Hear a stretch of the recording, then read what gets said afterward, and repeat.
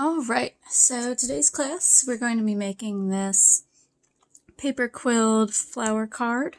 It's great for giving to your mom, so that's why we're doing it right before Mother's Day. So you do have a little bit of time to make it for your mom or just for yourself. And they can also be framed easily in a 5x7 frame if you do it on a card or something that you can, cut down to whatever size you have frame-wise. I'm doing mine on a card, but if you don't have any blank cards at home, you can do it on whatever paper you like. So I'm just going to quickly go over materials. I did do a longer post on materials. If you don't have some of the things I see here now, please go back to that video and it'll give you some examples of different ideas for things you can use. Like I'm going to be using this quilling tool. It's a slotted quilling tool, so you put the paper in the slot and it makes it a lot easier to quill. There's different things like needles and things that you can use if you do not have one of those, since I know everybody doesn't have one. Then you're also going to need some thin strips of paper. You're going to need 10 strips. I have these. These are 5mm ones, and I also in that video go over how to cut your own strips at home. You're going to need 10 strips for whatever color you want your petals to be, whether that's pink, which I'm using here today, or another color. Depends on whatever you like. Then you're going to need 1 strip for your center, so whatever color you want that to be. I'm using yellow today. And then you're also going to need some strips for your stem and your leaves. And I'm going to be doing those in green. Alright, so to get started, I'm just going to move the example out of the way since you kind of know what we're doing here. So I usually use a card. This is actually one of my old business cards. I usually use that, or if you have a glue bottle with a fine tip, that works well for this. So just put a little bit of glue kind of here on the edge, and I'm just going to dip the edges of my strips in that, because for quilling you really do not need much glue at all. So if you try to do it straight from the bottle, you're probably going to get gobs, and it's just going to kind of be a sticky mess. So we're going to start with our petals. I can actually kind of put this on the end so you can kind of see what the end product is going to look like. So you take your quilling tool, your needle, your thin piece of wire, whatever you're using. For the quilling tool, you want to put your end into the little slot and then just start rotating around. You don't want to pull it super tight. You don't want huge gaps in it. But as you can kind of see, I'm not really putting too much pressure on it as I turn. And for this project, it doesn't have to be exactly even.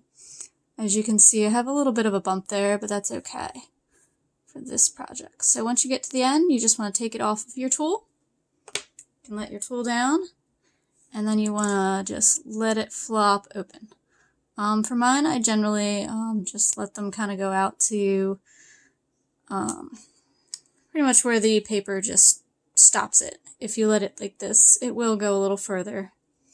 It's generally about a quarter size, the size of a quarter, so if you want to measure, you can measure it against a quarter. And then what you're going to do is you have your circle, and then you're just going to push the sides to make a nice kind of eye shape. Like this, and then that is 1 petal. I'll go ahead and show you again. And for mine, as you can see for the example, I do like to use 2 different colors of my base color because I think it kind of adds to it. It adds a little interest to the flower. If you don't like it, that's fine. You can use all the same paper. So I'm just going to twist this one again. So I usually put my pointer finger on the top and my thumb on the bottom, just to kind of keep it mostly straight. There again, not using too much pressure, but also not getting a whole bunch of gaps in the top. When I'm done, just pull it off, let it flop. Now this one, you can see, is not as big of a circle as the other one. So it's different weights of paper. I generally use cardstock. And then you just dip it a little bit in the glue. If you get a little too much glue, just take the end and just kind of dab it on your card. Otherwise, you're kind of going to get glue out all different sides and get it all on your fingers and who knows what else. So you just flap that one. I'll do one more here quick for you without too much talk, just so you can see. And of course this is a video, so you can always rewind if you want to kind of see what I'm doing, if you need another look through.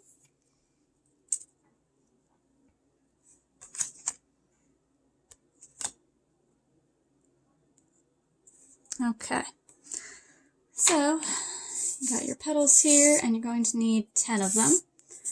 So I kind of already had a few here because I figure you don't really want to watch me make 10 at a time. So 3, 6, 9, 10. Here are my 10 petals. Alright, so on to leaves. So this one here we have, we have one small leaf and one large leaf. They're made by the same method. One just I glue 2 strips of paper, and I do use cardstock, so they're 8.5 by 11, typical letter size. So it's going to be a 22-inch long strip now. So now that they're glued together, you just want to make sure that you don't use a whole lot of glue on the attachment side, otherwise it will stick together when you curl it and then it won't unfurl properly. So there again, to make our leaf, we're just going to wrap it around like we did for the petals. It'll just take a little longer because it's 2 strips in one. Okay, take it off and let it flop. Okay, and then we're just going to glue our end. And I like to make sure the center is kind of centered in the leaf, at least mostly. And then I usually, a lot of times the end will get kind of wonky to one side or the other, so I usually just kind of push it a little bit just to make sure that it isn't popping off at an odd angle. So this is our 2-piece one, and I already did one. That will be our 1 strip one, since we already did it. It's the exact same way you made your petals. So now for the hardest piece of the flower, which don't worry, it's not hard at all. So for the yellow strip, it's going to be our center here, so it's going to be a tight coil. So for this one, you want to do the same process, but this one you want to try and keep a little more even. For that, I like to put it to the top of my quilling tool. That way I can keep my pointer finger kind of on it and add a little pressure with my thumb just to keep it all kind of on the same plane on the top. Sorry, my camera's not focusing well, but if you can see that there. If it's not all the same on top first, you can kind of do some wiggle room as long as you haven't made it too tight.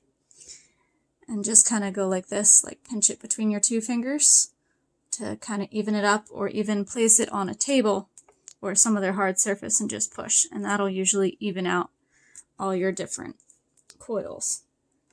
I can quickly show you that here. So if I take this pink piece and kind of do it a little bit all over the place. You see how this one's a little bit all over the place. A lot of times you can just kind of fix it by doing it on the quilling tool,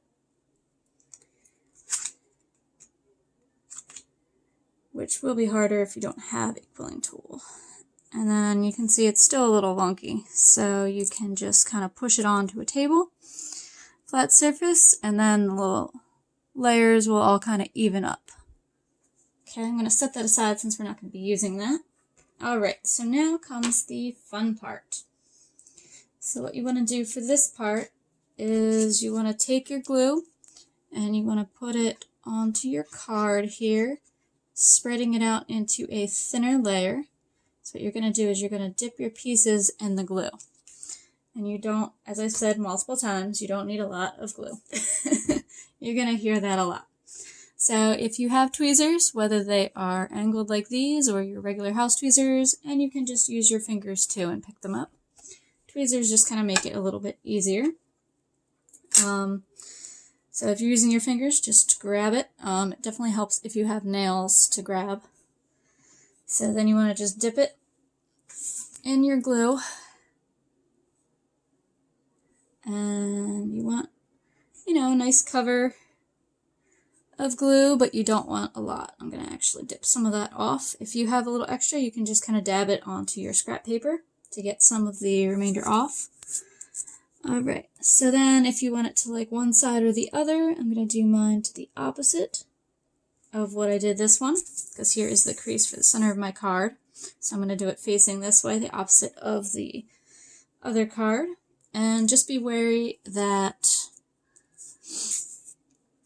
you have enough room for your petals and they're not going to run off the side of your card or the side of your paper or run over the crease of the center of your card, depending on where you put it. And then a lot of people find it helps to organize the petals around so you know spacing.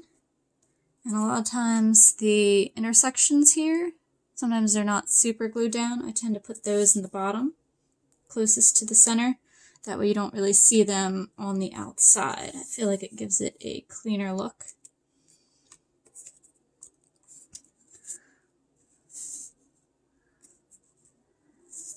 And I find if you're doing a couple different colors in your petals that it works best not to kind of group them all together, kind of spread them out a little bit.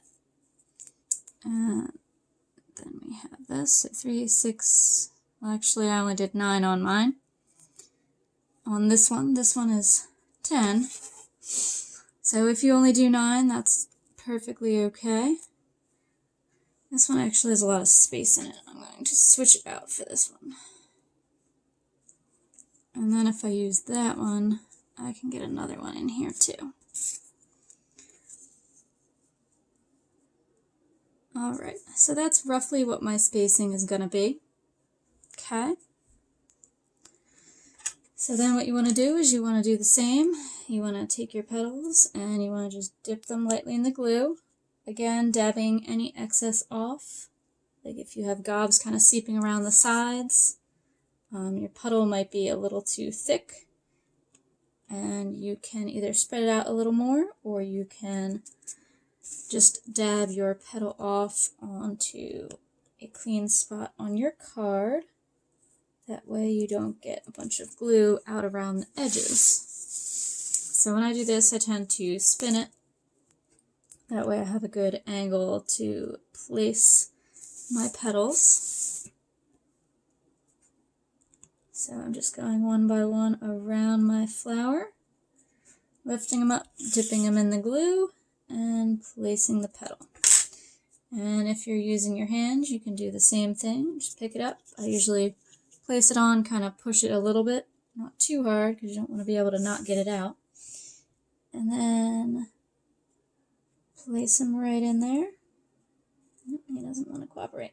That's why it's easier with tweezers. And if you do happen to get a little glue, you can kind of rub at it with your finger, and that'll usually take it off. Okay. So I'm just going to do these last couple.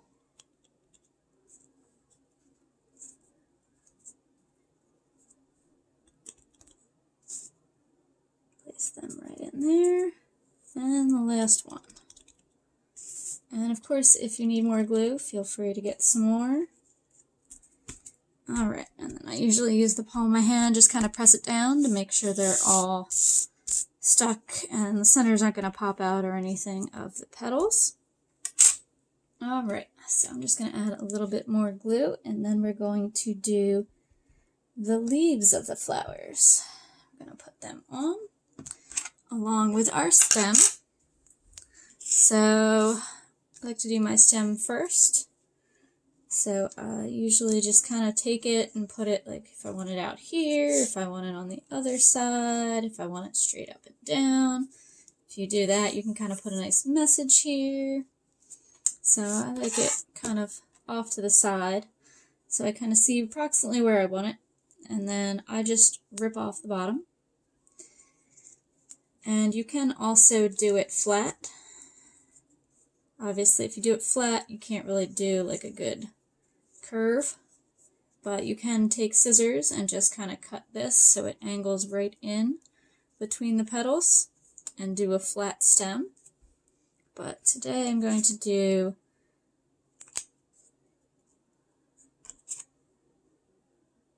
the on-edge stem. So to do this, to put glue on this, you just take it, you hold it either with your fingers or your tweezers, and you just kind of dab the whole edge right into your glue.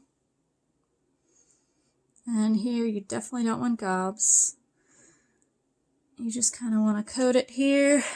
Up here is a little bit too much, but not bad. If you can see that. See if I can get it to focus. So I have that all throughout.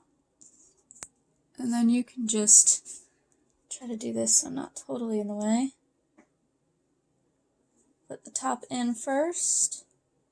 And just be careful you don't get too much. Mine actually fell before I wanted it to. But instead of moving it, because that will cause a big mess, I'm just going to take some scissors and just cut off the bottom. It's not a big deal. You want nice sharp scissors to kind of get nice and close to your card. That way it doesn't overhang. And then once you have your stem in place, you can go ahead and grab your 2 leaves. So I usually do the smaller one up closer to the flower, because you figure your smaller leaves would probably be closer to the flower since they wouldn't be as old. And then the larger one here towards the bottom, right like this. Awesome. And then if you're on a card, you can just fold that. And you have made a beautiful quilled card for your mom. Thank you so much for joining me in the library today. And don't forget, if you have any questions or anything, please put them down in the comments and I will answer them. I hope you enjoyed this class.